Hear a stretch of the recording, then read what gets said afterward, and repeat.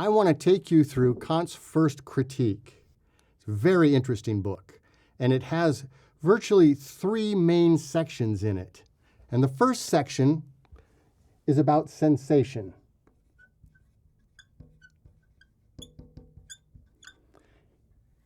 You know what sensation is? That's like eyes, ears, nose, fingers. Did I leave one out? Oh yeah, ESP. So this is about my senses. 5 of them. The next section that he brings in, he calls the understanding.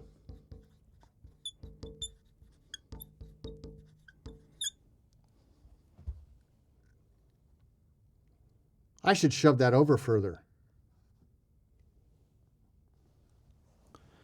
And here, the understanding is about where we make concepts. You know, you get a certain amount of data from somewhere and you put it all together. For example, yellow, squarish, and those are my sensations come in, and then I make a concept. Oh, it's a cube. We're going to get to this in a minute. And then the next grouping he has is called reason. And in reason, what reason does is it makes ideas. And he has 3 basic ideas that reason formulates. And he calls them God, self, and world. But these are the 2 areas I want to talk about with you today. So, let me get this one out of my face. Hang on. A magic hand might come in and help me erase. Oh, and here comes a magic hand. My agent said I was not supposed to do any erasing, and I can't have knives or any sharp utensils. I'd really like to get rid of this too. Oh, I can't get... Oh, magic hand. Magic hand. It's so great. Okay. I'll give you the keys to the car. You can go clean that out in a bit. So these 2 areas are kind of interesting for Kant. And he thinks you have to have senses and you have to have concepts in order to have knowledge. Now what's interesting is Kant thinks that we're sort of born with certain things that we already have. For example, would you agree with me that you're born with the ability to compare and contrast? That's just something that you already have. And Kant would say, that's what's happening here. Remember our rationalists? They thought that knowledge was innate. Kant will say, what's innate is the ability to be able to, if you will, categorize things. It's not unlike this.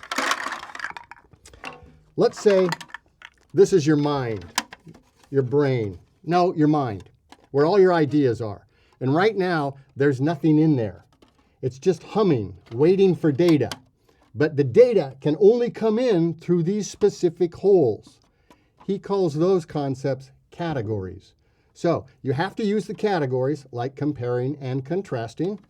And then the data comes in through one of those things, and I can't find the... I did. And when it comes in, now I have knowledge. So I have experience, that's important, and now I have knowledge in here, which means my understanding of the world is not the world as it is in itself.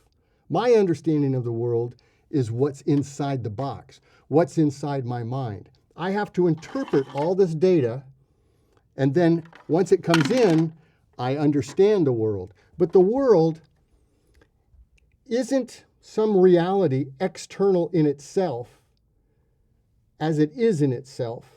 For Kant, it's understood. It doesn't mean that the world doesn't exist. There's something out there. He agrees with that. Something is out there. But what's out there is our interpretation of that world. So humans interpret the world differently than, say, a mosquito or a fly. I still don't get how a fly, if there's just a little tiny piece of sugar in my house, it can find it coming in. It must have some sort of way of looking at reality that's very different from the way I look at reality. So what Kant is saying is appearances that come in, that's the world I know. So he's got, if you will, kind of a 2-world view. He's got the world out there that you can't know as it is in itself. He'll give that a very fancy name. He calls it noumena. And we have the world in here which he calls phenomena. So now, what's he done? He has tried to show us that in order for science to take place, think Newton, that was his time zone.